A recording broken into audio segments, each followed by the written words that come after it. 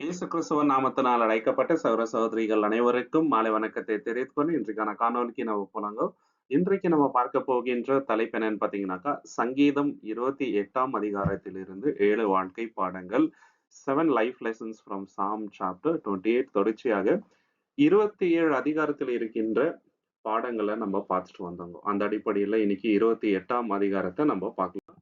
முதலாவது பாடம் என்னன்னு பார்த்தீங்கன்னாக்கா, சில சமயம் வந்து தேவன் கிட்ட இருந்து நமக்கு பதில் வராத மாதிரி இருக்குங்க. சரிங்களா? ஆனா தேவன் நம்மளுடைய குறைகளை கேட்டுட்டு தான் இருக்கிறாருங்க. அவர் வந்து அமைதியா இல்ல. நமக்கு தெரியாம ஒரு பெரிய காரியத்த வந்து பேக்கிரவுண்ட்ல வந்து செஞ்சுட்டே இருப்பாரு. தேவன் கேட்கல அப்படின்ட்டு நம்ம நினைச்சிடக் கூடாதுங்க.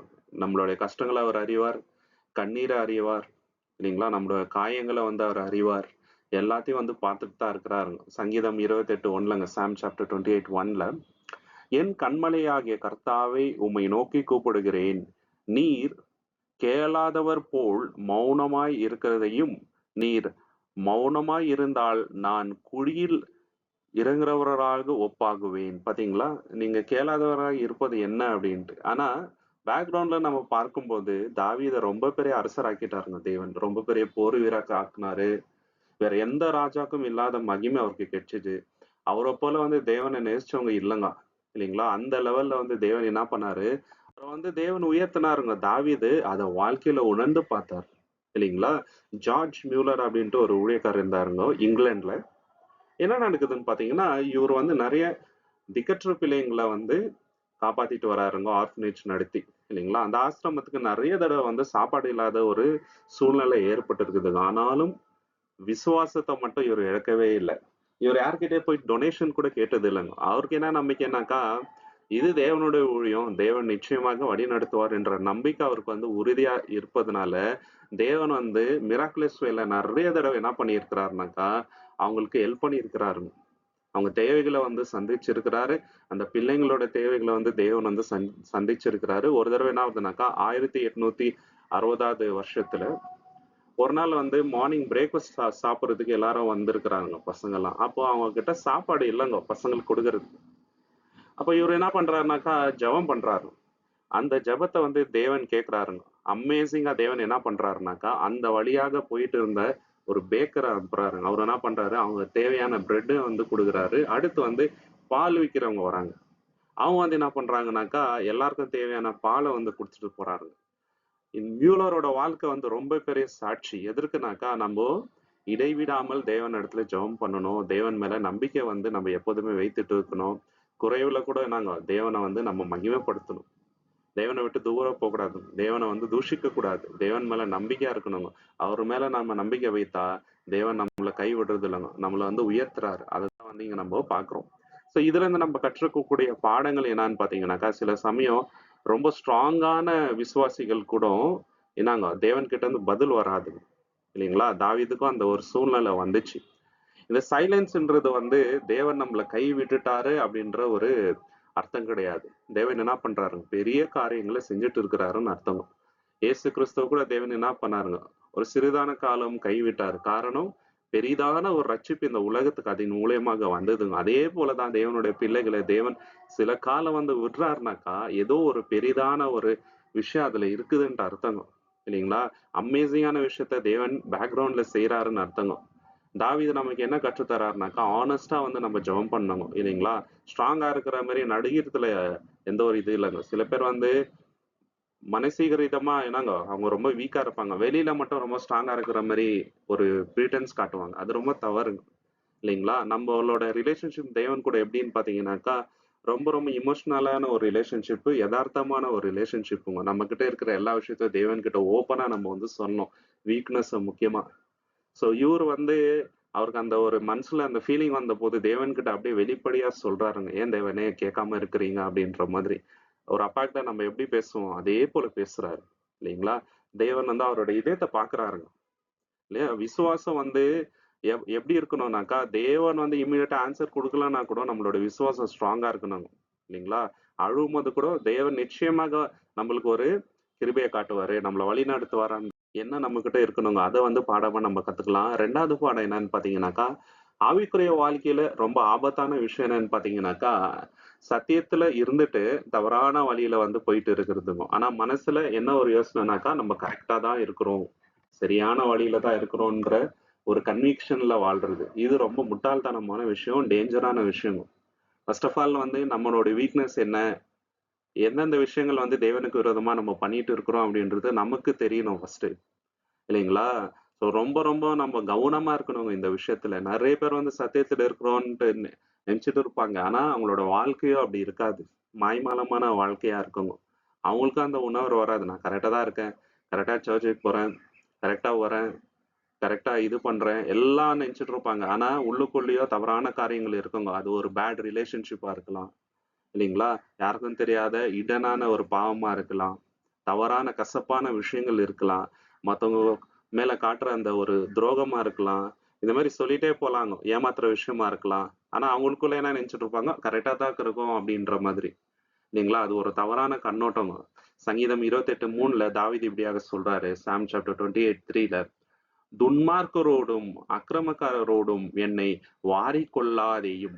அவர்கள் தங்கள் அயலாருக்கு சமாதான பேச்சுக்கள் பேசுகிறார்கள். அவர்கள் இதயங்களோ தீமை இருக்கிறது. பாத்தீங்களா? எதிர்க்க நல்லா பேசுவாங்க. தப்பு பண்றவங்க அப்படித்தாங்க. ரொம்ப ரொம்ப நைஸா பேசுவாங்க. ஆனா மனசுலயோ எப்படியாவது இவங்க அழிஞ்சு போகணும்ன்ட்டு நினைப்பாங்க. அப்படிதான் இருக்கிறாங்க. நாங்க அவங்க கூட வந்து நான் அழிஞ்சு போயிடக்கூடாதுன்ட்டு ஜெபம் ஜெபம் பண்றாருங்க. அவருடைய எண்ணம் என்னன்னாக்கா, நானும் அந்த மாதிரி ஆயிடக்கூடாது. அவங்களோட நானும் அழிஞ்சுட்டு போயிடக்கூடாது. தீமையான எந்த ஒரு விஷயத்தையும் நான் செய்யக்கூடாதுன்ற உறுதிப்பாடு அவர்கிட்ட இருக்குதுங்க. யூதாஸ் இஸ்காரியத்தோட எக்ஸாம்பிள பார்க்கலாம். இயேசு கிறிஸ்து கூடவே இருந்தாருங்க. இல்லைங்களா? எல்லா இடத்துக்கும் போறாரு. அவருடைய வல்லமைய பார்க்குறாரு. எல்லாத்தையும் பார்த்து என்ன பண்றாருங்க? அவருக்கு விரோதமா செயல்படுறாரு. இல்லைங்களா? எங்கெங்க போதகம் பண்ணாரோ அங்கெல்லாம் டிராவல் பண்றாருங்க. அவரோட மிராக்கிள்ஸ பார்க்குறாருங்க. இல்லைங்களா? அவர் எவ்வளவு பெரியவர்ன்றத நல்லாவே பார்க்குறாருங்க. ஆனாலும் அந்த காசுக்காக இயேசு கிறிஸ்துவே காட்டிக் குடுக்குறாரு பாருங்க. ஏன்னா ஸ்டார்ட்டிங்ல இருந்தே அவருக்கு அந்த திருடுற புத்தி இருந்துச்சு. வசனம் இருக்குதுங்க. இல்லைங்களா? கொஞ்சம் கொஞ்சமா என்ன பண்ணாரு, அவர் ட்ரிஃப்ட் ஆயிட்டே இருந்தாருங்க. ஆனா அவருக்கு உள்ளுக்குள்ள என்னன்னாக்கா, கரெக்ட்டா தான் இருக்கிறோம் அப்படின்ற எண்ணம். இல்லைங்களா? இயேசு மரித்த பின்பு அவருக்கு ரொம்ப குற்ற உணர்ச்சி ஜாஸ்தி ஆயிடுதுங்க சகோதர சகோதரி. இல்லைங்களா? அந்த எண்ணத்துல நம்ம இருக்கக்கூடாதுங்க. சத்தியத்துல இருந்தா நம்ம சத்தியத்தில் நிலை நிற்க வேண்டும். மாய்மாலமான எந்த ஒரு விஷயமும் நமக்கு இருக்கக்கூடாதுங்க. இதுல நம்ம கற்றுக்க வேண்டிய விஷயங்கள் என்னன்னு பாத்தீங்கன்னாக்கா, தாவீதுக்கு பயம் இருந்துச்சு. என்னன்னு பாத்தீங்கன்னாக்கா, தீமை செய்யறவங்க போல நான் ஆயிடுவனோ, இல்லைங்களா? கம்ஃபர்ட் ஜோன்ல இருக்கணும்ன்ட்டு அவர் விரும்பல. தன்னைத்தானே வந்து சோதிக்கிறாருங்க. நெறைய தடவ தேவனிடத்துல ஜெபம் பண்றாரு. என்கிட்ட ஏதாவது தீமையா இருந்தா காட்டுங்க தேவனே. தீமையான எந்த ஒரு விஷயத்தையும் என் கண் முன்னாடி நான் வைக்கக்கூடாது. தவறான வழியில நான் போக்கூடாது. இல்லைங்களா? சில பேர் என்ன ஆகும்னாக்கா, அவுட்வர்டா சமாதானம் மாரி பேசுவாங்க. ஆனா உள்ளுக்குள்ள என்னங்க தீமையான விஷயத்த வந்து செய்வாங்க. நான் அப்படி இருக்கக்கூடாதுன்ட்டு அவர் வந்து விரும்புறாரு. இந்த மாய்மாலம் எனக்குள்ள இருக்கக்கூடாதுன்னு அவர் விரும்புறாருங்க. ஆவிக்குரிய விஷயத்துல காம்ப்ரமைஸ் பண்ணக்கூடாதுன்னு அவர் விரும்புறாருங்க. இந்த காம்ப்ரமைஸ்ன்றது நமக்கு தெரியாம ஸ்லோவா நமக்கு லைஃப்ல வந்து ஒரு ஸ்லோ பாய்சன் மாரி நடக்குங்க. கல்ச்சருக்கு ஒத்து போறது, இல்லைங்களா? உலகத்தின் ட்ரெண்ட வந்து ஃபாலோ பண்றது, உலகத்தார் மாரி ட்ரெஸ் பண்றது, இல்லைங்களா? கலாச்சாரத்துக்கு இம்பார்ட்டன்ஸ் குடுக்குறது, வேதத்துக்கு முக்கியத்துவம் குடுக்காம என்டர்டெயின்மென்ட்க்கு முக்கியத்துவம் குடுக்குறது, இல்லைங்களா? நம்ம டைம் எல்லாம் வந்து நம்மளுடைய லீஷர் டைம் எல்லாமே வந்து என்ன பண்ணுங்க, என்டர்டெயின்மென்ட்க்கு, தவறான காரியங்களுக்கு பயன்படுத்துறது. இது எல்லாமே கொஞ்சம் கொஞ்சமா தேவன விட்டு தூர போற காம்ப்ரமைஸ் பண்ணுகின்ற காரியங்கள். இதுல நான் போகக்கூடாதுன்றாரு. நம்மளுடைய என்டர்டெயின்மென்ட் நம்மளுடைய இதயத்த வந்து ஷேப் பண்ணுது. நம்ம எப்படிப்பட்ட ஒரு மனிதனா இருக்கிறோன்றது, நம்ம எந்த விஷயத்த பார்க்கிறோன்றத வச்சே வந்து புரிஞ்சுக்கலாங்க. எதுல சந்தோஷப்படுறோம்? இல்லைங்களா? சில பேர் கிரிக்கெட்டையே பார்த்துட்டே இருப்பாங்க. அவங்க இதயெல்லாம் அது மேல தான் இருக்குதுங்க. சில பேர் வந்து மூவிஸ் பார்த்துட்டே இருப்பாங்க. அவங்களோட இன்ட்ரெஸ்ட் ஃபுல்லா அதிலேயே இருக்கும். ஆனா அதே இன்ட்ரெஸ்ட் வந்து பைபிள்லயோ, ஆவிக்குரிய விஷயங்களோ இருக்காது. ஏன்னாக்கா இதயம் அங்க இருக்குதுங்க. இல்லைங்களா? நம்ம கேரக்டரும் அப்படியே ஃபார்ம் ஆகுது. ஸோ இந்த காம்ப்ரமைஸ் நமக்குள்ள வராதபடிக்கு எச்சரிக்கை அதுதான் இதுல நம்ம கற்றுக்க வேண்டிய பாடங்க. 3வது லெசன் இதுல நம்ம கற்றுக்க வேண்டியது என்னன்னு பார்த்தீங்கன்னாக்கா, ஜனங்க வந்து எத கவனிக்க தவறுறாங்களோ, தேவன் அத வந்து கவனிக்கிறாருங்க. ஏன்னா, அவருக்கு மறைவா எதுவுமே இல்லங்க. எதுவுமே இருக்க முடியாது. அதுதான் உண்மைங்க.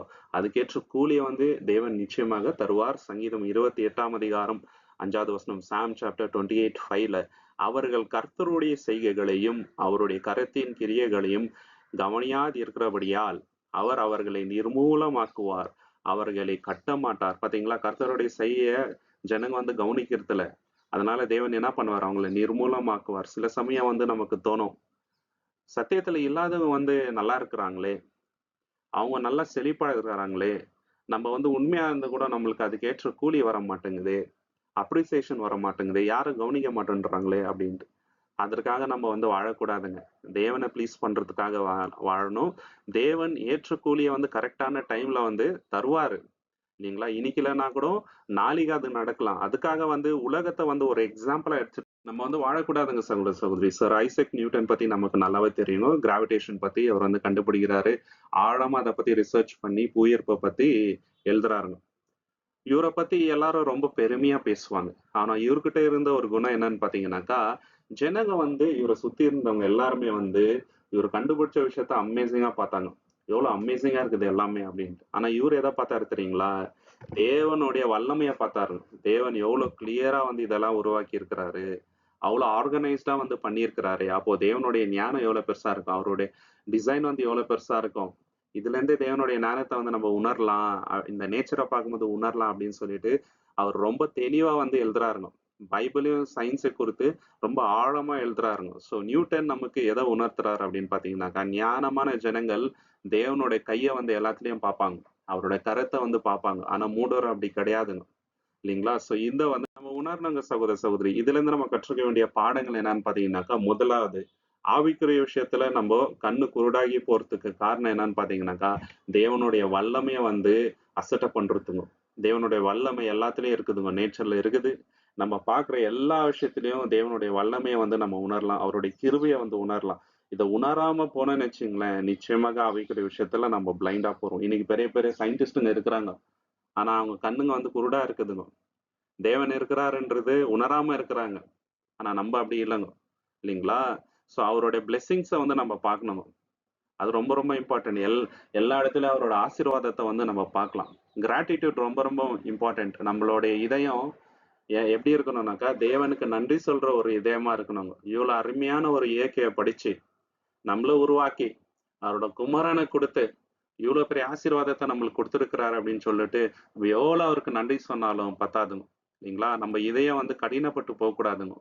எப்ப கடினப்பட்டு போகுதுனாக்கா, தேவன மறுதலிச்சுட்டு இல்லைங்களா? இந்த உலகத்தார் சொல்ற விஷயங்கள நம்ப ஆரம்பிக்கும்போது, நம்ம இதயம் வந்து ரொம்ப ஆயிடுங்க சகோதர, சகோதரி. அதற்கு நம்ம எச்சரிப்பா இருக்கணும். 4வது பாடம் என்னன்னு பார்த்தீங்கன்னா, ஜெபம் என்பது அந்த சிச்சுவேஷன மட்டும் மாத்துறது கிடையாதுங்க. ஃபர்ஸ்ட் வந்து ஜெபிக்கிற அந்த மனிதன வந்து அது மாற்றும். இது ரொம்ப ரொம்ப முக்கியமான ஒரு பாடங்க. சங்கீதம் 28ஆம் அதிகாரம் 6வது வசனம், சாம் சாப்டர் 28:6ல கர்த்தருக்கு ஸ்தோத்திரம். அவர் என் விண்ணப்பங்களின் சத்தத்தை கேட்டார். இதுல நம்ம கூர்ந்து கவனிக்க வேண்டிய விஷயம் என்னன்னு பாத்தீங்கன்னாக்கா, அந்த மனிதனோட இதயம் எப்படிப்பட்டது? அத வச்சுதான் தேவன் என்ன பண்றாருங்க? பதில் தர்றாருங்க. சிச்சுவேஷன்ல நிச்சயமா வந்து தேவன் மாத்துறாரு. ஃபர்ஸ்ட் அவர் பாக்குறது என்ன தெரியுங்களா? எப்படிப்பட்ட இதயத்தோட நம்ம வந்து ஜெபம் பண்றோம். அந்த ஜெபம் எத குறிக்குதுனாக்கா, எவ்வளோ தேவன் மேல நம்ம டிபெண்டன்ட்டா இருக்கிறோம். கஷ்டமான சூழ்நிலையில கூட தேவனுக்கு மகிமைய கொண்டு வரோமா? இததான் வந்து பாக்குறாருங்க. அந்த மனிதன மாற்றுறது தான் வந்து ஜெபம். இந்த ஜெபத்தினால நெறைய பேரோட லைஃப் வந்து சேஞ்ச் ஆயிருக்குதுங்க சகோதர, சகோதரி. கோரி டென் பூம்ன்றவங்க ஜெயில்ல இருந்தாருங்க. வேர்ல்ட் வார் 2 டைம்ல. ஏன்னா, இவங்க என்ன பண்ணாங்கன்னாக்கா, இந்த ஹிட்லர் படைகள் நெறைய யூதரங்கள வந்து சாவடிச்சுட்டு இருந்தாங்க. அந்த சமயத்துல இவங்க அவங்கள ஒளிச்சு வைக்கிறாருங்க. இத கண்டுபிடிச்சு இவங்கள வந்து ஜெயில்ல போட்டுர்றாருங்க. ஜெயில்ல இருக்கும்போது இவங்க வந்து ஜெபம் பண்றாங்க. இவங்க என்ன டெஸ்டிஃபை பண்றாங்கன்னாக்கா, அந்த ஜெபம் வந்து என்னோட பாடுகளெல்லாம் மறைக்க வச்சுச்சு. என்னோட நம்பிக்கை வந்து அது இன்னும் பலப்படுத்துச்சு. தேவன் மேல இருக்கிற அந்த நம்பிக்கை ஜாஸ்தி ஆயிடுச்சு. நான் பயப்படல. ஏன்னா, நான் தேவனிடத்துல பிரேயர் பண்ணிட்டே இருந்தேன். அதனால தான் இன்னைக்கு வந்து நான் வெளிய வந்தேன். ரொம்ப நாள் கழிச்சு அவங்களுக்கு ஒண்ணு தெரிஞ்சுச்சுங்க. அது என்னன்னு பார்த்தீங்கன்னாக்கா, அந்த காட்ஸ் இருந்தாங்க தெரியுங்களா? ஜெயில்ல இருந்தவங்க. இவங்களோட பிளாக்குக்கு வரல. ஏன்னாக்கா, அங்க தேவன் என்ன பண்றாருனாக்கா, கொசுக்கள அதிகமா அனுப்புறாருங்க. ஸோ கொசுக்கள் அதிகமா இருக்கிறதுனால, இவங்களுக்கு என்ன ஆச்சுனாக்கா, அந்த காட்ஸ் வந்து இவங்க தங்கியிருந்த அந்த பிளாக் கிட்ட வரலங்க. அதனால இவங்க அங்க என்ன பண்ணிட்டாங்கன்னா, சீக்ரெட்டா பைபிள் ஸ்டடி பண்ணிட்டு இருந்தாங்க. சீக்ரெட்டா தேவன துதிச்சு ஜெபம் பண்ணிட்டே இருந்தாருங்க. அவங்க லைஃபே வந்து சேஞ்ச் ஆச்சுங்க. சரிங்களா? எந்த அளவுக்கு ஜெபம் வரும், மனுஷனோட வாழ்க்கைய மாற்றும், சூழ்நிலைய மாற்றும் அப்படின்றதுக்கு இவங்களோட லைஃப் முக்கியமான உதாரணங்க சகோதர, சகோதரி. இதுலருந்து நம்ம கற்றுக்க வேண்டிய பாடங்கள் என்னன்னு பார்த்தீங்கன்னாக்கா, தாவீது இந்த சங்கீதத்த ஆரம்பிக்கும்போது, ரொம்ப ரொம்ப அவரு கவலையா இருக்கிறாருங்க. தேவன நோக்கி கேட்கிறாரு. "தேவனே ஏன் ஜெபத்த கேட்காம இருக்கிறீங்க?" அப்படின்னு சொல்லிட்டு ஒரு கவலையோட தான் ஆரம்பிக்கிறாருங்க. ஆனா எண்ட் பண்ணும்போது, முடிக்கும்போது எப்படி முடிக்கிறாருனாக்கா, தேவன் மேல நம்பிக்கையோட முடிக்கிறாருங்க. காரணம் அந்த ஜெபம் அவருடைய இதயத்த வந்து மாற்றுதுங்க. நம்ம ஜெபம் பண்ணும்போது தேவன் மேல கம்ப்ளீட்டா ரிலே ஆவுறதுனால, அவர் நம்மளுக்கு ஒரு கான்ஃபிடன்ஸ் குடுக்குறாருங்க. அந்த கான்ஃபிடன்ஸ் தான் நம்மள வந்து வழிநடத்துறது இல்லைங்களா? ஜெபம் எப்போதுமே ஒரு மனிதனோட இதயத்தை வந்து பலப்படுத்தும். இது உண்மைங்க. சூழ்நிலைகள் மாறலாம் நம்ம வாழ்க்கையில இல்லைங்களா? சில சமயம் ரொம்ப சந்தோஷமா இருக்கலாம். அந்த சமயத்துல தேவனை விட்டு தூரம் போகக்கூடாதுங்க.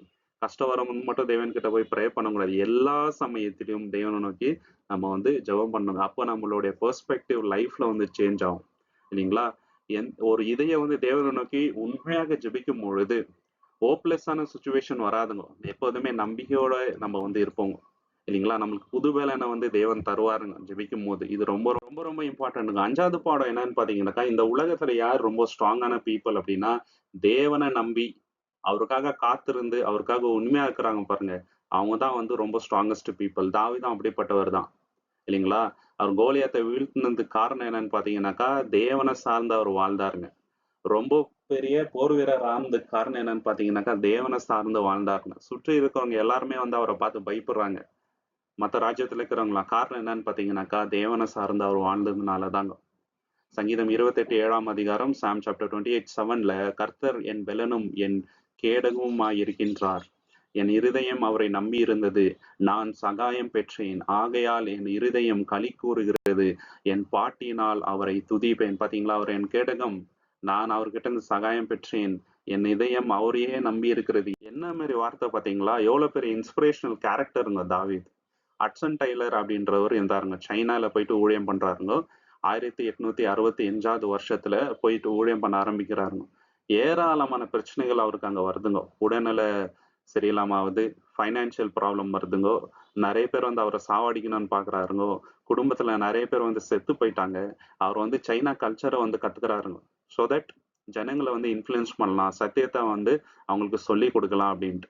அவர் வந்து அவருடைய சுயபலத்துல வந்து சாரலங்க இல்லைங்களா? அவரு எங்கெல்லாம் போறாரோ அங்க என்ன சொல்றாருனாக்கா, தேவனை சார்ந்து நான் இருக்கிறேன். தேவன் என்ன வழி நடத்துவார் அப்படின்னு சொல்லிட்டு. அவர் சொன்ன முக்கியமான வார்த்தை என்னன்னு பாத்தீங்கன்னாக்கா, தேவன் இந்த காரியத்தை செய்தார். தேவனோட வழியில செய்தார். எனக்கு எந்த குறையும் இல்ல அப்படின்னு சொல்லிட்டு. முக்கியமான வார்த்தைங்க. God's work done in God's way will never lack God supply அப்படின்றாரு. நம்மளுக்கு எந்த ஒரு குறையும் வராது. நான் தேவனுடைய காரியத்தை செய்வதனால எனக்கு ஒரு குறையும் வராதுன்னு சொல்லிட்டு இருந்தாருங்க. அதனால தான் நிறைய பிரச்சனைகள் வந்தா கூட அதெல்லாம் தாண்டி நிறைய பேர் வந்து ஆயிரக்கணக்கான பேர் வந்து சத்தியத்தை சைனால ஏற்றுக்கொள்றதுக்கு இந்த ஹட்சன் டெய்லர் முக்கியமான காரணம் அவர் தேவனை சார்ந்து இந்த விஷயத்த பண்ணாருங்க. தேவனை சாராம பண்ணா இவ்வளவு பெரிய விஷயத்த வந்து தேவன் செஞ்சிருக்க மாட்டாருங்க சகோதர சகோதரி. நம்ம லைஃப்ல எல்லா விஷயத்திலயும் தேவனை டிபெண்ட் பண்ணி வாழ்ந்தோம்னு வச்சுங்களேன், பெரிதான மகிமையை நம்ம வந்து பார்க்கலாம். உண்மையான பலன் எதுல இருக்குதுன்னு பாத்தீங்கன்னாக்கா, செல்ஃப் கான்பிடன்ஸ்ல இல்லைங்க, காட் கான்பிடன்ஸ்ல இருக்குதுங்க. அதுதான் உண்மையான பலனுங்க. உலகம் ஃபுல் என்ன தெரியுமா சொல்லுவாங்க? ஸ்கூல்ல இருந்தே சொல்லுவாங்க, செல்ஃப் கான்பிடன்ஸ் வளர்த்துக்கணும். You have to build our confidence in God alone. தேவன் மேல எவ்வளவு கான்பிடன்ஸ் நம்ம வளர்த்துக்கிறோமோ அவ்வளவு நல்லா நம்ம லைஃப் இருக்குங்க இல்லைங்களா? கேடகம் அவர் நமக்கு இருப்பாரு. என்ன மாதிரி பிரச்சனை வந்தாலும் அவர் பார்த்துப்பாருங்க. தேவன் மேல சார்ந்து நம்ம வாழும் போது அது வீக்னஸ் கிடையாதுங்க, அது ஞானமான விஷயம். நிறைய பேர் வந்து என்னப்பா இவ்வளவு கஷ்டம் இருக்குது, தேவன் தேவன் என்ற. இப்ப யோபு கூட அப்படித்தானே இருந்துச்சுங்க. இன்னும் ஏன் உத்தமத்துல இருக்கிறீங்க, தேவனை சபிச்சுட்டு நீயும் செத்து போன்ட்டு அவங்க மனைவி சொல்றாங்க. இன்னும் என்ன தேவன் தேவன் சொல்லிட்டு இருக்கிற, அது வந்து முட்டாள்தனமான காரியம் இல்லைங்க. தேவனை தவிர வேற யாரை நம்ப முடியும் இல்லைங்களா? நிறைய தடவை லைஃப் வந்து ஃபியூச்சரே இல்லாத மாதிரி சூழ்நிலையில கூட வராங்க. ஓப்பே இல்லாத சுச்சுவேஷன்ல கூட அப்ப கூட தேவனை வந்து நம்ம நம்பணும்னு வச்சுங்களேன், தேவன் அதை வந்து பாக்குறாருங்க. அதுக்கேற்ற கூலியை நிச்சயமாக தருவாருங்க சகோதர சகோதரி. 6வது பாடம் என்னன்னு பாத்தீங்கன்னாக்கா, நம்மளுடைய இதயம் வந்து தேவனுக்கு நன்றியுள்ளதா இருக்குதுன்றதுக்கு அடையாளம் என்னன்னு பாத்தீங்கன்னாக்கா, அவரை 100% நம்புறதுங்க. நாட் 99.9 கூட தப்பு தான், 100%. அது ரொம்ப ரொம்ப இம்பார்ட்டன்ட். சங்கீதம் 28:7 சாம் சாப்டர் 28:7 கர்த்தர் என் பெலனும் என் கேடகமாய் இருக்கின்றார். என் இருதயம் அவரையே நம்பி இருக்கிறது. பாத்தீங்களா? என் இதயம் யாரை நம்பி இருக்கிறதுனா, தேவனை மட்டுமே நம்பி இருக்கிறது. என் பலத்தை நம்பி இருக்குதுன்ட்டு அவர் சொல்லுங்க. நான் அவரையே நம்பி இருக்கிறேன். அவரை தான் நம்பி இருக்குது என்னோட இதயம். நான் சகாயம் பெற்றேன். ஆகையால் என் இருதயம் களி கூறுகிறது. இதயம் ஃபுல்லா தேவன் இருந்தா இதயத்துல சந்தோஷம் இருக்குங்க. இதயம் ஃபுல்லா நம்ம தேவனை நம்பி இருந்தோம்னு வச்சுங்களேன், நம்மளுக்கு சகாயம் வரும் இல்லைங்களா? அப்போ தேவனை துதிச்சு நம்ம பாடலாம் இல்லைங்களா? கம்ப்ளீட்டா தேவன் இருக்கணுங்க இதயத்துல. அப்ப எந்த ஒரு கஷ்டமோ கவலையோ நம்ம லைஃப்ல வராதுங்க. பிரச்சனை வந்தா கூட ஈஸியா ஃபேஸ் பண்ணலாம் அப்படின்ற தாட் நமக்கு வரங்க. ஃபேனி கிராஸ்பி அப்படின்றவங்க இருந்தாங்க அமெரிக்கால. இவங்க வந்து நெறைய பாடல்கள் எழுதுறாருங்க. முக்கியமான விஷயம் என்னன்னு பார்த்தீங்கன்னாக்கா, பிறப்பிலே இவங்களுக்கு வந்து கண்ணு தெரியாதுங்க. பிளைண்டா இருந்தாங்க. ஆனா இதற்காக தேவன வந்து அவங்க கேள்வி கேட்கல, தேவன சபிக்கல, கொஸ்டின் பண்ணலங்க. தேவனுக்கு நன்றிய தான் செலுத்துனாங்க. கிட்டத்தட்ட 8000 பாடல்கள் வந்து எழுதியிருக்கிறாங்க. அந்த 8000 பாடல்ல "பிளெஸ்ட் அஷூரன்ஸ்" அப்படின்ற ஒரு பாடல் வேர்ல்டு ஃபுல்லா வந்து ஃபேமஸ். இல்லைங்களா? இவங்களோட லைஃப் நெறைய பேருக்கு இன்னைக்கு வரைக்கும் ஒரு இன்ஸ்பிரேஷன். ஏன்னா, தேவன நன்றி செலுத்துறாருங்க. இவ்ளோ கஷ்டத்துல கூட. இல்லைங்களா? அவங்களுக்கு நம்பிக்கை என்ன இருந்துச்சுனாக்கா, எனக்கு மாம்சீக ரீதியான கண்கள் தான் வந்து குருடு. ஆனா ஆவிக்குரிய கண்கள் எப்போதுமே திறந்திருக்குது அப்படின்ட்டு. என்ன மாரி ஒரு கேரக்டர் பாருங்க. இல்லைங்களா? எப்போதுமே ஜாய்ஃபுல்லா இருக்கிறாரு. அவங்க வந்து சோகமா இருந்தே நெறைய பேர் பார்க்கலங்க. எப்போதுமே தேவனுக்குள்ள சந்தோஷமா இருக்கிறாங்க. இன்னைக்கு வரைக்கும் மில்லியன்ஸ் ஆஃப் பீப்பிள்க்கு இவங்க என்னங்க இன்ஸ்பிரேஷனா இருக்கிறாங்க.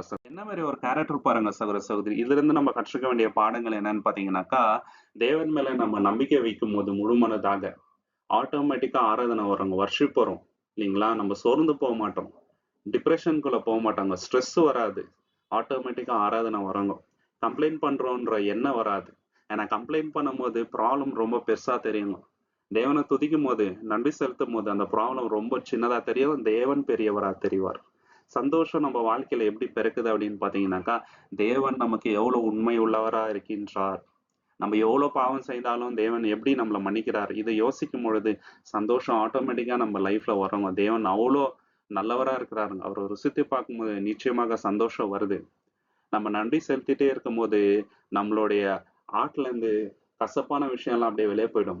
கசப்புன்றதே வராதுங்க சகோதர சகோதரி. அதனால ரொம்ப முக்கியமான விஷயமா இருக்குதுங்கோ. 7வது பாடம் என்னன்னு பாத்தீங்கன்னாக்கா, நம்ம ஆவிக்குரிய விஷயத்துல முதிர்ச்சி அடைந்துட்டே வரோம் அப்படின்றதுக்கு என்ன அடையாளம்னு பாத்தீங்கன்னாக்கா, நமக்காக ப்ரே பண்றத கம்மி பண்ணிட்டு மத்தவங்களுக்காக அதிகமா ஜெபிக்க ஆரம்பிச்சுருவோங்க. இது முக்கியமான ஒரு அடையாளம். இல்லைங்களா? ஆவிக்குரிய விஷயத்துல மெச்சூர் ஆகுறவங்க நெறைய பேர் நம்ம பார்க்கும்போது, அவங்களுக்கு அதிகமா கஷ்டம் இருக்குங்க. பிரச்சனைகள் இருக்கும். அதெல்லாம் வந்து ஓரமா வச்சுட்டு, ஃபர்ஸ்ட் என்ன பண்ணுவாங்க?